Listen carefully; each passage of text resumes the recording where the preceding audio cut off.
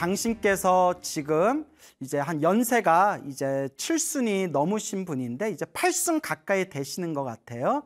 이 거사님께서 평생 이제 불교를 수행하면서 당신의 이제 체험기를 이렇게 편지에다 길게 써서 보내주셨습니다. 그래서 혹시 이렇게 공부하고 있는 불자님들께 조금이라도 불심을 돋구는데 도움이 될까 싶어서 이제 이 편지를 보내오셨다라고 하셨는데요. 그 편지에 있는 내용을 제가 좀 이렇게 간단하게 요약해 가지고 오늘 여러분들에게 재미난 이야기 들려드릴까 합니다.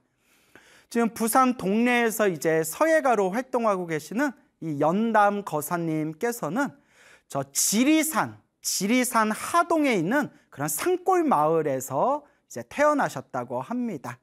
근데 어렸을 때부터 굉장히 가난한 집안에서 이렇게 힘들게 살면서 또 6.25 전쟁, 한국 전쟁을 또 몸으로 겪다 보니까 어렸을 때부터 이 인생에 대한 무상함 이런 것들이 굉장히 몸에 짙게 배이셨다고 합니다.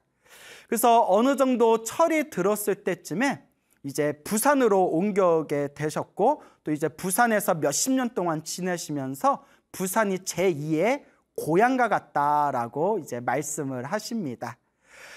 부산에서 먹고 사는 거에 바빠가지고 다른 것은 미처 이제 돌아볼 새가 없이 그냥 일에만 집중하다가 한 30대 중반 정도 되었을 때 문득 이런 생각이 들더랍니다. 30대 중반 정도 되었을 때 과연 어떻게 사는 게 잘 사는 걸까?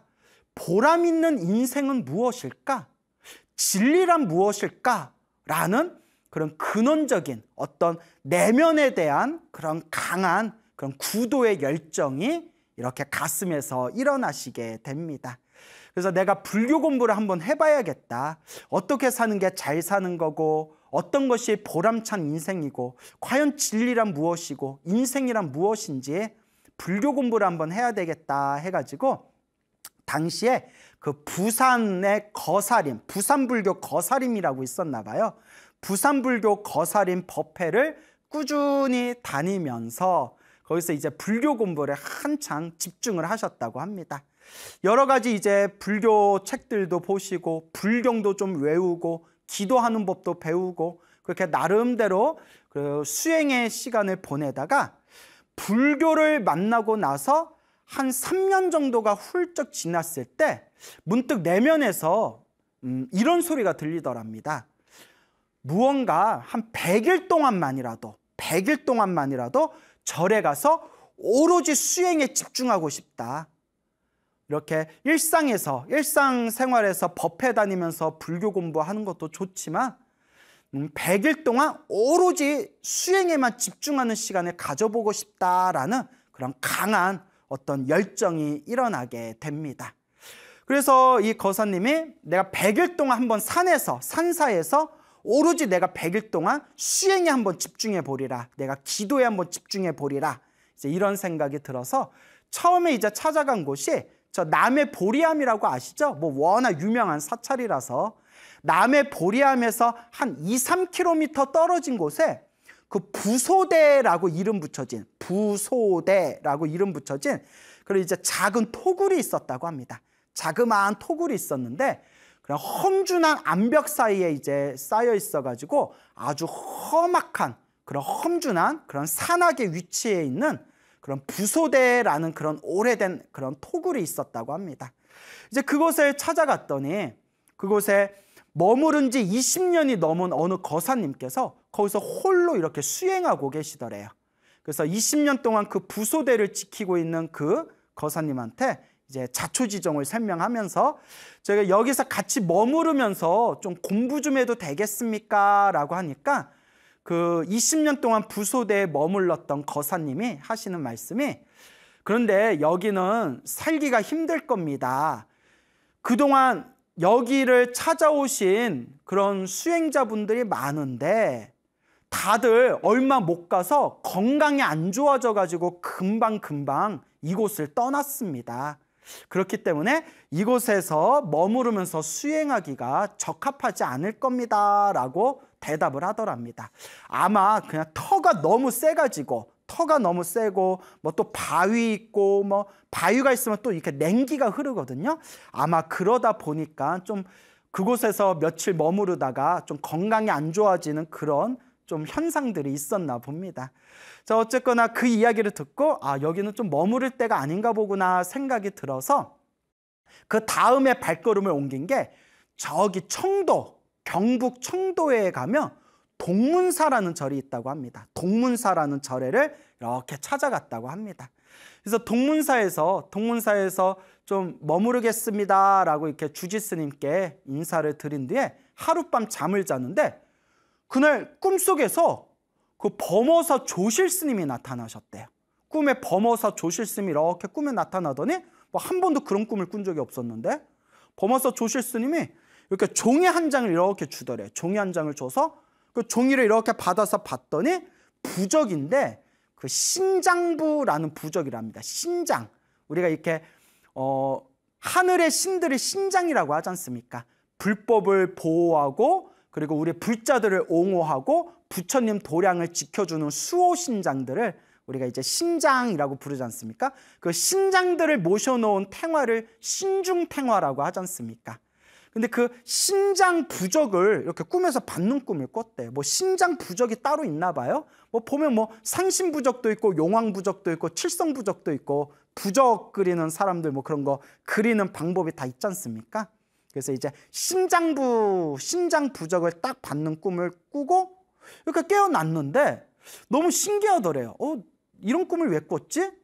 그리고 그 다음날 이제 그 동문사 주지스님하고 이런저런 대화를 나누다가 갑자기 꿈 생각이 나가지고 질문을 했대요. 스님, 여기가 무슨 도량입니까? 동문사가 무슨 도량입니까? 라고 여쭤봤대요.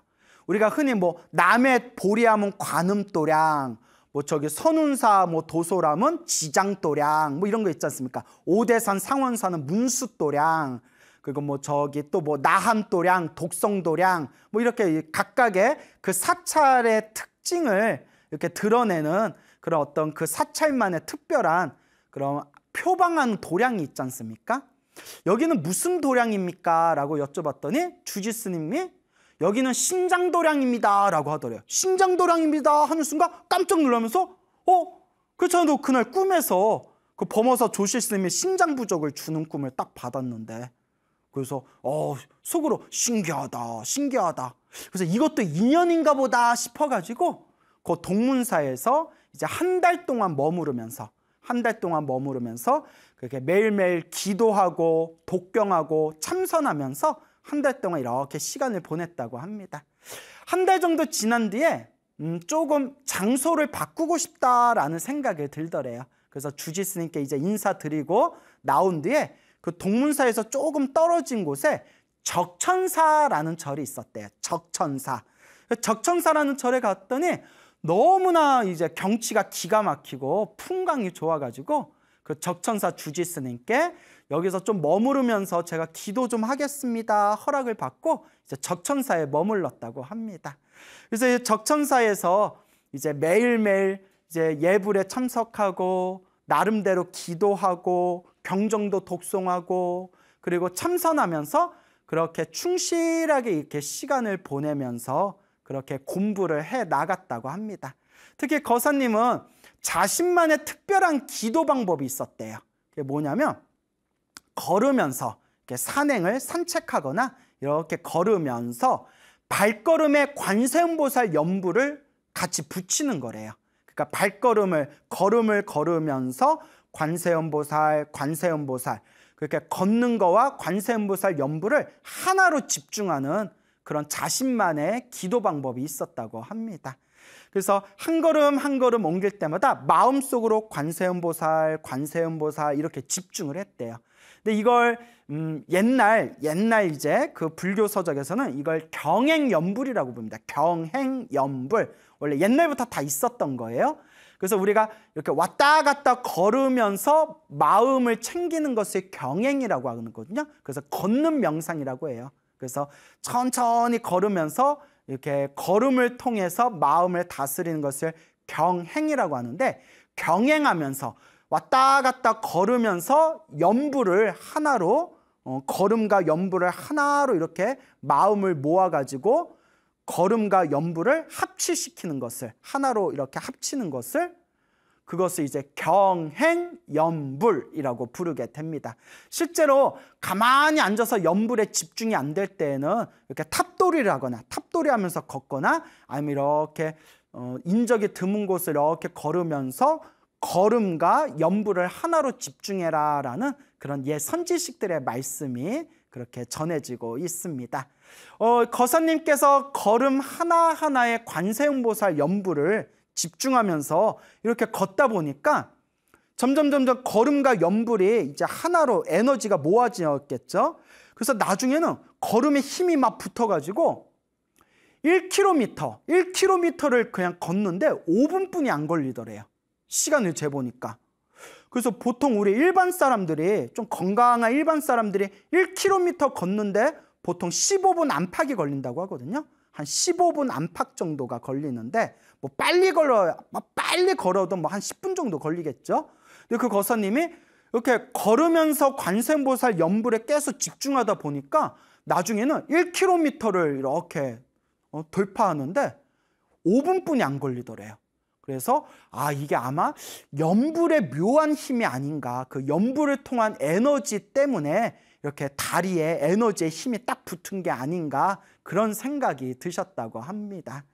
그래서 이와 같이 약속된 자기가 마음으로 결심했던 그렇게 100일 동안의 그런 집중 수행을 다 마치고 나서 이제 집으로 돌아오게 되었다고 합니다. 이렇게 집으로 돌아와서 집에 와가지고 이제 이 거사님이 무언가 또 일을 새로 시작해야 되잖아요. 그래서 경전 공부도 하고 불경 공부도 하고 그 붓글씨도 연습할 겸, 아마 붓글씨를 조금 이렇게 배우셨나 봐요. 그 편지에는 당신이 뭐 제대로 뭐 배운 거는 아니지만 혼자서 독학하면서 그렇게 이제 배운 거지만 그래도 붓글씨, 붓을 조금 이렇게 잘 쓰셨나 봐요. 그래서 당신께서 불경도 연구하고 붓글씨도 연습할 겸 작은 사무실을 하나 이렇게 얻었답니다. 그러니까 작은 사무실을 열어가지고 당신 개인 공간으로 붓글씨도 좀 쓰고 부처님 경전도 공부하고 그렇게 시간을 보내고 있는데, 사무실을 열고 나서 며칠 지나고 난 뒤에 갑자기 사람들이 1명, 2명 늘어나더니 막 구름같이 사람들이 찾아오더래요. 어디서 그렇게 찾아왔는지 그 조그만 사무실에 사람들이 계속 찾아오더랍니다. 그래서 붓글씨 써달라는 사람도 있고 그냥 인생 상담하러 찾아온 사람도 있고 엄청나게 이제 많은 사람들이 이렇게 찾아왔대요. 그 와중에서 붓글씨 써달라는 그런 이제 주문을 받아가지고 반야심경도 써주고 금강경도 써주고 책에서 좋은 명언 같은 것도 써가지고 그렇게 이제 사람들한테 주면서 그렇게 붓글씨 써달라는 주문을 엄청 많이 받았는데, 나중에는 밤을 꼬박 세울 정도로, 그냥 밤을 새워서 써야 할 정도로 붓글씨 주문이 막 들어오더랍니다.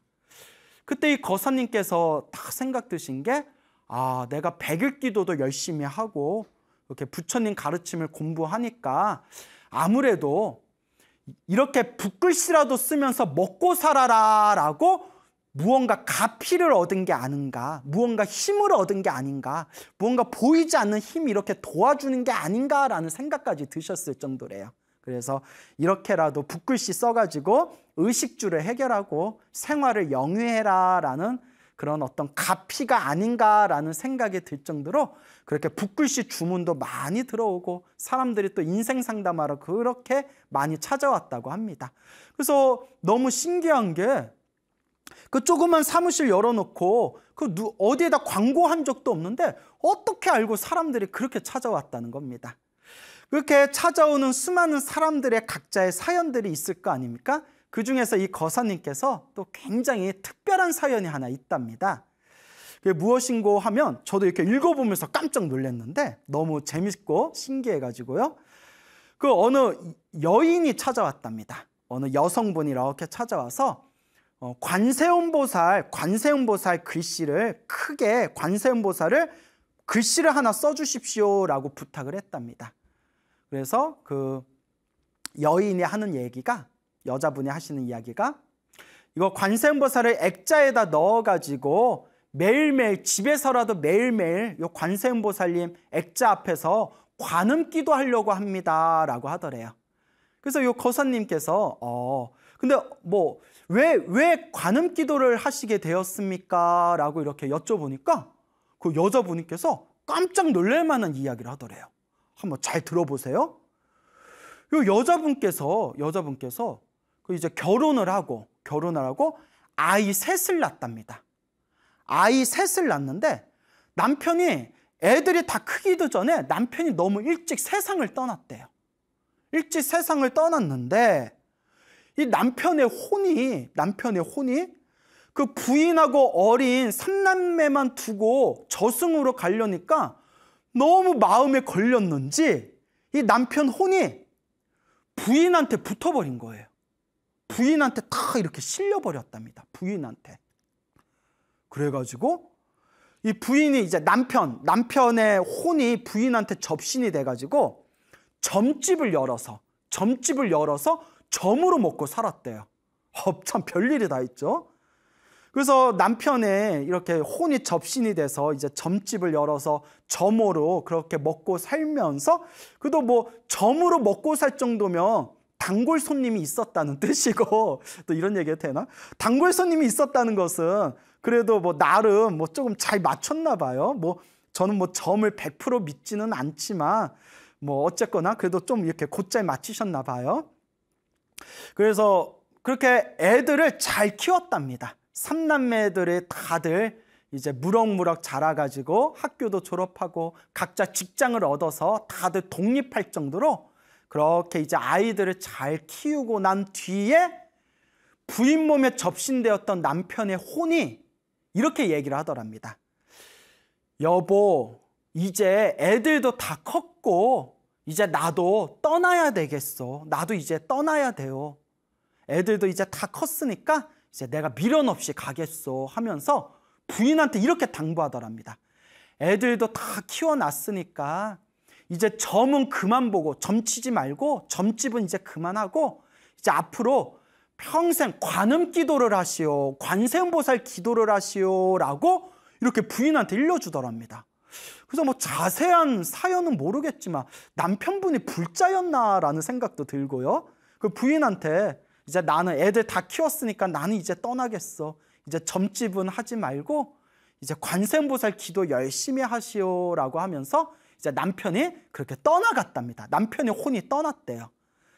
그래서 요거 관세음보살 기도하려고 관세음보살 이제 붓글씨 관세음보살 요 글씨를 얻어다가 액자에 넣어서 집에 걸어 놓으려고 합니다. 그 얘기를 듣고 거사님께서도 이제 깜짝 놀라셨을 거 아니에요. 신기해가지고 그러시냐고. 근데 여기는 어떻게 알고 오셨습니까? 하니까 그 여성분이 하는 얘기가 남편의 혼이 여기로 가라고 했습니다. 남편의 혼이 가르쳐줘서 여기로 가라고 해서 왔습니다. 라고 하는 말을 듣고 그 거사님께서도 신기하고도 너무 신기했다고 그게 그런 또 이제 이야기를 전하셨습니다. 이런 얘기 들으면 너무 신기하지 않습니까?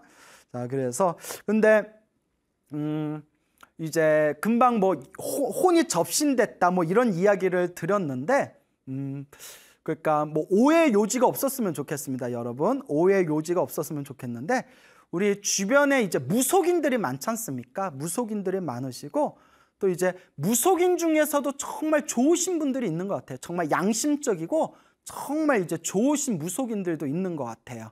예, 그리고 또 우리나라에서 있던 무속이라는 것도 어떤 전통 문화를 계승한다는 의미도 있지 않습니까? 그래서 무속인들도 좋은 분들이 많다. 이제 요 말씀을 드리면서 근데 이제 다만 그냥 불교 입장에서 말씀드릴게요. 불교 입장에서는 이제 사람 몸에 뭐 신이라든가 영가라든가 혼이 같이 실려 있는 것을 불교에서는 좋게 보지는 않습니다.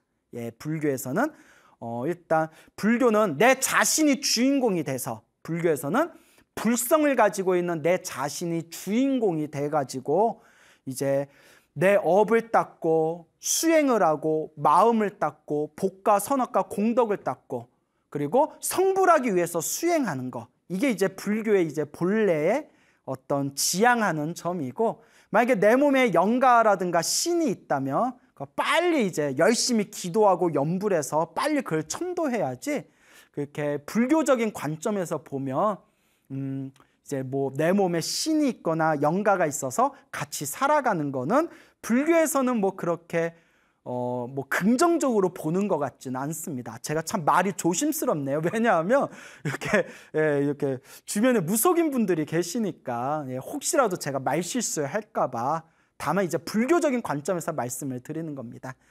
자, 그래서 이와 같은 우리가 입장에서 봤을 때 결국 그 남편분께서 너무나 이제 아내와 그 자식들이 걱정이 돼서 차마 저승으로 못 가시고, 근데 저승사자가 봐줬나? 보통 저승사자가 이렇게 데려가잖아요. 어쩌거나 그게 부인 몸에 접신이 돼서 아이들 다 키울 때까지 이제 점집을 이제 열어서 또 도와줬다, 이런 이야기를 들으면서 뭐 요 거사님께서 불교 공부하시는 분인데 거짓말할 리는 없을 거고 당신이 들은 그대로 전해주셨는데, 저도 참 그걸 보면서 신기하다라는 생각이 들었고요. 그리고 때가 되니까, 때가 되어서 알아서 부인 몸에서 벗어나서 이제 내 갈 길 가겠소, 이제 점집은 하지 말고 매일 관세음보살 기도하시오라고 이제 떠나신 그 남편의 혼을 이렇게 생각해 봤을 때, 그래도 이분이 그래도 좀 불교 공부를 하신 그런 영이 아니었을까. 그래서 저 혼자 이렇게 망상을 좀 떨어봅니다. 어쨌거나 이 영적인 세계는 우리 일반 중생들이 다 헤아릴 수가 없는 것 같습니다. 하지만 우리 불자들은 너무 이런 영적인 세계에 집중할 필요가 없고, 항상 중요한 핵심, 결국은 내 스스로 복을 짓고 선업을 짓고 공덕을 쌓으면서 마음을 잘 닦는 마음 공부를 해야 된다라는 걸로 우리 불자 여러분들께서 그 마음을, 에너지를 잘 모아나가시기를 바랍니다. 자, 이렇게 거사님께서 이렇게 이제 많은 일들을 겪어 나가면서 점점 아는 사람들이 많아지고, 주변에 아는 사람들이 많아지고, 또 이렇게 모임이 많아지고, 또 모임에 참석하면서 또 이렇게 탁한 음식들을 자꾸 먹게 되다 보니까 이렇게 몸이 스스로, 몸과 마음이 조금 옛날 같지 않고 몸에 잔병도 많아지고, 그리고 어느덧 그 옛날에 막 뜨겁던 불심, 그 신심, 그 믿음의 힘이 점점 이제 약해지게 된다는 것을 점점 느끼시게 되었답니다. 그래서 이 거사님께서 내가 옛날 같지 않구나, 이제 지금부터라도 다시 옛날 그때처럼 지금부터라도 다시 불교 공부를, 수행을 좀 열심히 해야 되겠다라고 이렇게 마음을 이렇게 되새기셨다고 합니다. 마음을 이렇게 가다듬고 있던 터에 작년에 있었던 일이라고 합니다. 당신께서 너무 신기한 그런 경험을 하셨는데, 그 집 앞마당에 의자를 놓고 이렇게 앉아 계셨답니다. 집 앞마당에 의자를 놓고 이렇게 앉아 있었는데, 저 남쪽 하늘에서 뭐 허연 게 이렇게 날라오더래요. 허연 게 날라오는데 가만히 봤더니 흰 두루미 있죠. 두루미. 하얀색 흰 두루미 9마리가 이렇게 줄을 지어서 날라오더래. 흰 두루미가 남쪽에서 딱 날라오더니 갑자기 당신 집의 지붕 위를 흰 두루미 9마리가 한 바퀴를 싹 돈 뒤에 다시 저쪽 남쪽으로 이렇게 날아가더랍니다. 근데 여러분, 우리가 이렇게 도심 쪽에 살다 보면 흰 두루미 보기가 거의 불가능하고 어렵지 않습니까? 또 요새 환경이 많이 오염돼 가지고 그 이렇게 산에 가거나 어디 뭐 저수지 같은 데 가도 흰 두루미 보기가 굉장히 어렵거든요. 근데 흰 두루미가 한두 마리도 아니고 9마리가 날라와 가지고 지붕을 한 바퀴 싹 돈 뒤에 남쪽으로 사라진 것을 딱 눈으로 목격하면서 거사님께서 아마도 이제 불교 공부를, 남은 생애 동안 불교 수행을 조금 더 열심히 하라라는 그런 어떤 신호인가 보다라는 그런 생각이 딱 드시더랍니다. 그래서 지금 이 거사님께서 매일매일 108참회를 하시면서 108참회문을 독송하면서 매일매일 절을 하시면서 그렇게 하루를 시작하며 그렇게 불교 수행을 꾸준하게 열심히 하고 있다라는 그런 당신의 소중한 체험담을 이렇게 보내주셨습니다. 자, 우리가 이 불법을 공부하다 보면 또 요 부처님의 가르침을 우리가 닦다 보면 정말 쉽게 진짜 그런 일이 있을까? 진짜 그 말이 사실이야? 에이, 그거 거짓말 뻥 아니야? 라고 생각될 수 있는 그런 좀 신비한 일들이 있습니다. 그래서 실제로 불교 역사에서도 이런 신비한 일들이 많았었기 때문에 우리 팔만대장경에 보면 그런 영험 설화만 모아놓은 그런 책들이 있을 정도입니다. 그래서 뭐 금강경 영험사라, 법화경 영험사라, 지장보살 영험사라, 뭐 관세음보살 영험사라, 화엄경 영험사라, 이렇게 수많은 그런 영험사라에 대해서 모아놓은 책이 옛날부터 전해질 정도로 이 불법을 닦다 보면 여러 가지 신비한 일들을 체험하게 됩니다. 그래서 우리 소나무 애청자분들 중에서 실제로 기도를 열심히 해가지고 체험을 해보신 분, 그 내면의 맛을 보신 분들은 한결같이 하시는 말씀이, 스님, 저희는 소나무에 나오는 내용을 다 믿습니다. 왜냐하면 우리가 체험했기 때문입니다 라는 말씀들을 한결같이 하시지 않습니까? 그래서 결국 불교라는 것은 제가 항상 말씀드리는 게 결국 지식의 종교가 아니다.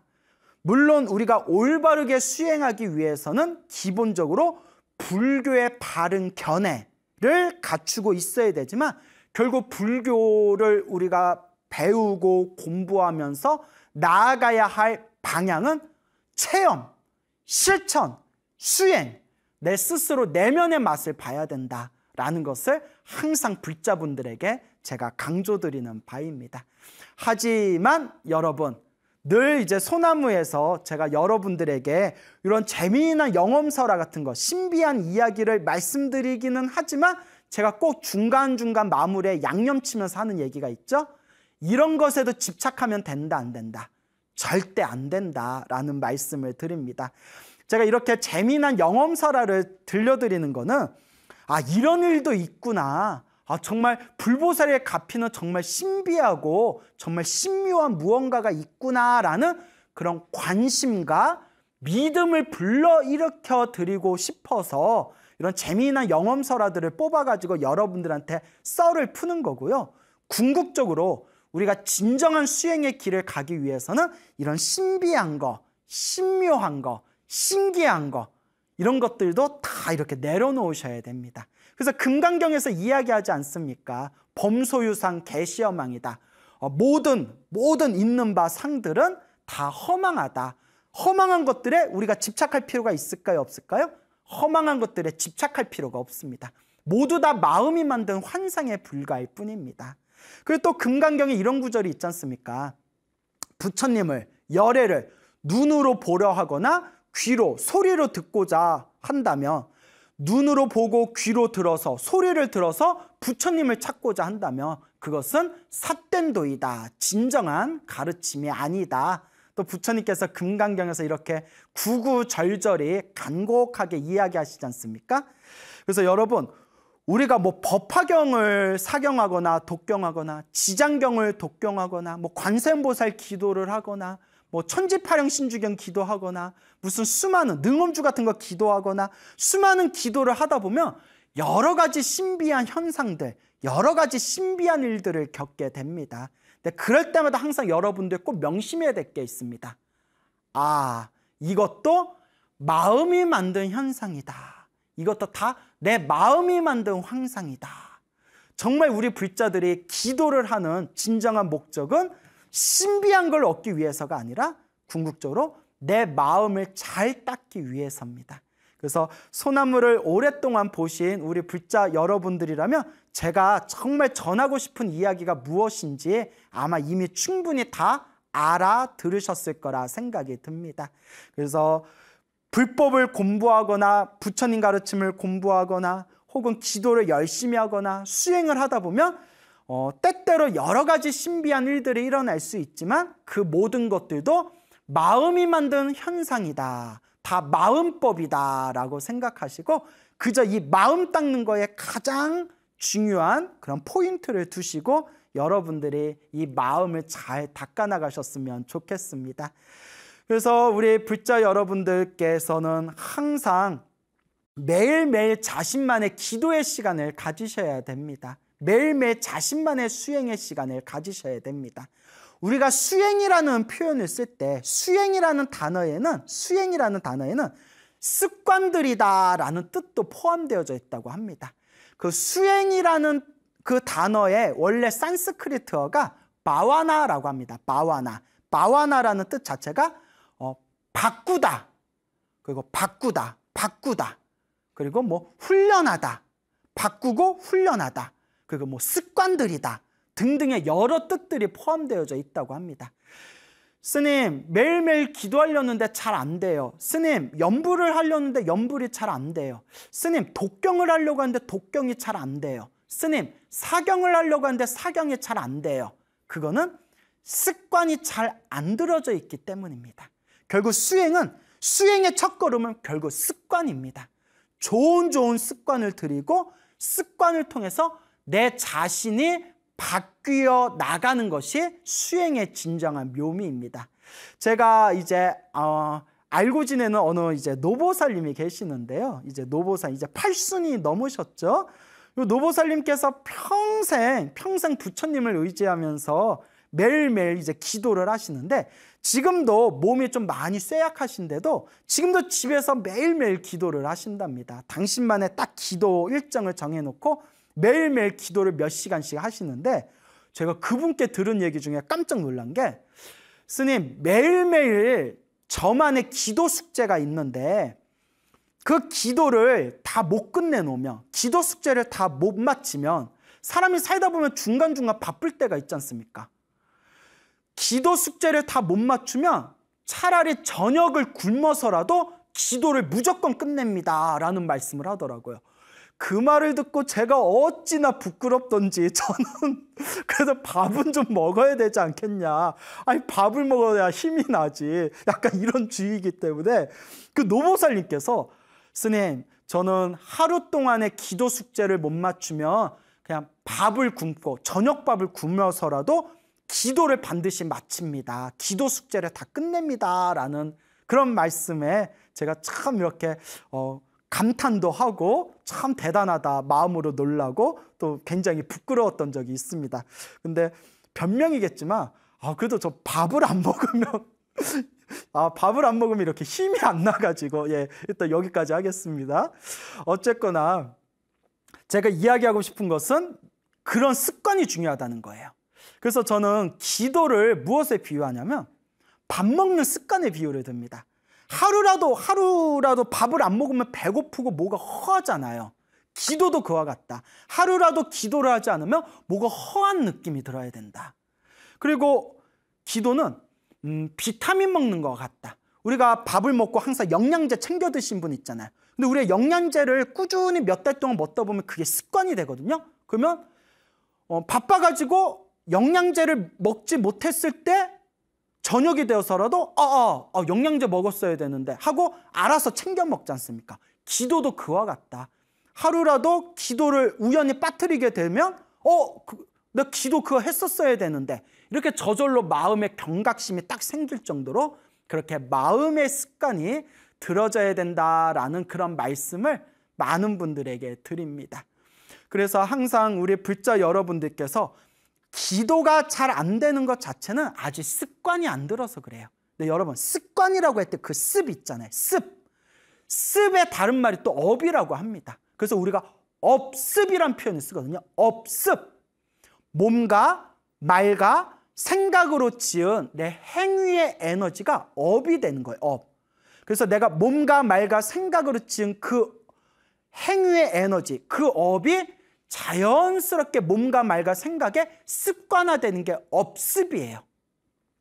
전생에서부터 많이 닦았던 사람들은 이번 생에도 그 마음 쓰는 게 남다르고, 그리고 항상 그 부처님의 가르침을 연구하고 공부하고자 하는 마음을 일으키고, 전생에서부터 축생으로 살았던 중생이라면 업의 습관이, 축생의 업의 습관이 강해가지고 이번 생에 진리의 말씀을 들어도 귀찮아하고 믿지 않고 그냥 약육강식의 그런 어떤 본능에 의해서 그냥 이 혼탁한 세계에서 잘 먹고 잘 사는 거에만 집중하는 그런 업의 습관이 있고, 참 이 업의 습관이라는 게 굉장히 중요합니다. 참 무섭습니다.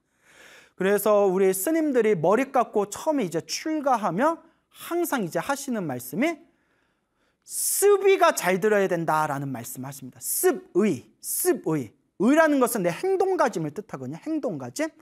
겉으로 드러난 행동가짐에 이 습관이 잘 들어져야 된다 해서 습의라고 합니다. 습의.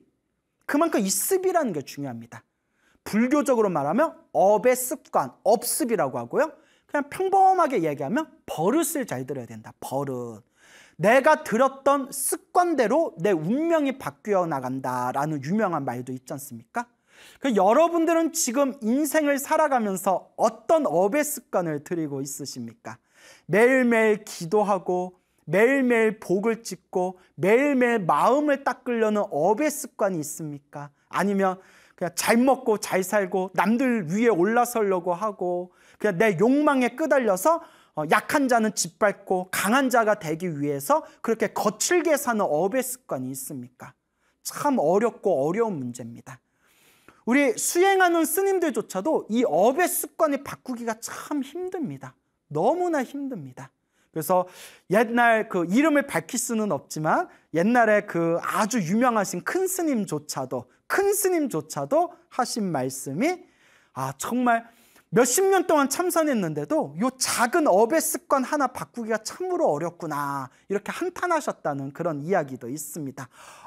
그러니까 갑자기 생각나는 이야기가 떠오르는데요. 여러분 혹시 백용성 스님이라고 아십니까? 백용성 스님.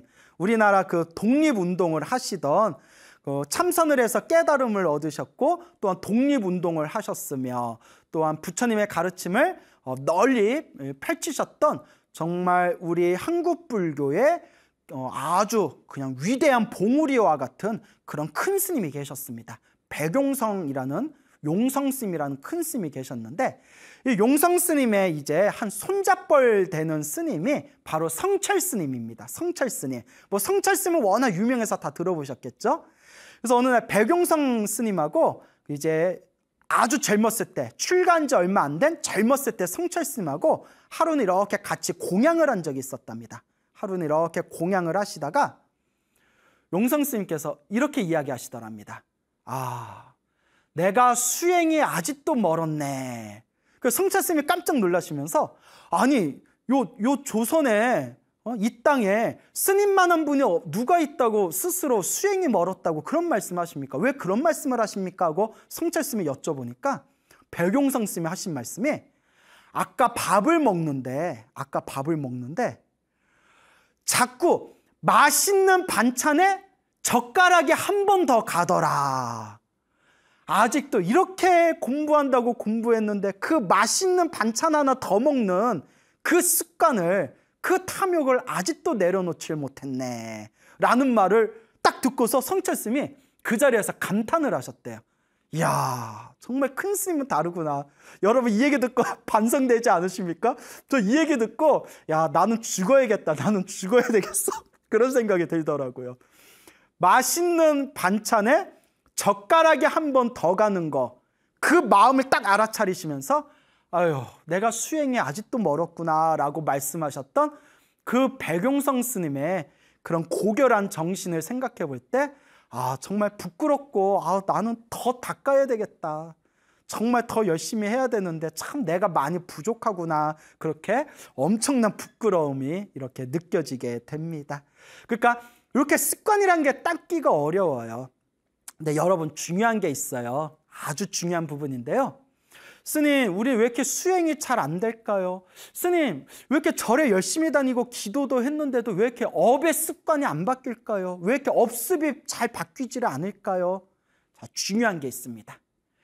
우리 위대하신 석가모니 부처님, 이 위대하신 석가모니 부처님께서도 완벽하고 완전하고 모든 것을 구족하신 저 위대하신 부처님조차도 우리와 똑같은 중생이었을 때 성불하기까지 3아승직업이 걸리셨대요. 몇 아승직업이요? 3아승직업. 아승직업은 인간의 생각으로, 인간의 의식으로 헤아릴 수 없을 만큼 기나기고 기나긴 시간을 아승직업이라고 해요. 아승직업이라고도 하고요. 아승기겁이라고도 해요. 뭐 책마다 번역할 때 좀 달라요. 한글로 번역할 때. 아승기겁도 되고 아승직업도 되는데 너무나 헤아릴 수 없는 기나긴 시간이라서 중생들의 숫자로 다 헤아릴 수 없을 정도로 기나긴 시간을 아승직업, 아승기겁이라고 합니다. 부처님께서 우리와 똑같은 중생이었을 때 저렇게 위대한 부처님으로 성불하기까지 몇 아승기겁이 걸렸다? 3아승기겁이 걸렸대요. 1아승기겁만 하더라도 어마어마하게 긴 시간인데 그 어마어마하게 긴 시간을 3번을 돌리면서 닦으셨다고 합니다. 저 위대한 부처님께서도 저렇게 완전한 존재가 될 수 있을 때까지 3아승기겁을 닦았다라고 경전에 나오는데 이제 우리는 걸음마 수준 아닙니까? 이렇게 묵묵하게 닦다 보면 언젠가는 우리도 저렇게 위대한 부처님과 같은 존재가 언젠가는 될 수 있지 않겠습니까? 뭐 언제 될지는 도저히 모르겠지만 그냥 꾸준히 나아갈 뿐이죠. 그 옛날 큰 스님이 이런 말씀을 하셨습니다. 아무리 수행을 많이 해도 완전한 존재는 없다. 완벽한 수행자는 없다. 완벽한 수행자는 부처님밖에 없다. 그래서 경전에 봐도 아라한도 실수하는 내용이 나옵니다. 아라한은 모든 번뇌가 사라졌지만 아라한도 번뇌는 없지만 실수는 한답니다. 그래서 사소한 실수들은 있답니다. 근데 실수조차 없는 완벽한 분은 오직 부처님밖에 안 계신다. 그러니 우리가 완전하지 못하고 완벽하지 못하고 지금 좀 많이 부족하더라도 우리의 마음이 본래 부처라는 걸 믿고 꾸준하게 복과 지혜를 닦아 나간다면 이렇게 부족한 우리도 언젠가는 저 석가모니 부처님처럼 위대한 존재가 될 수 있을 것입니다. 항상 행복하든 불행하든 그 모든 게 다 내가 지은 인연법이란 걸 믿고 항상 기도하시고 복을 짓고 그리고 마음을 잘 닦는 그런 불자가 되시기를 바랍니다. 여러분,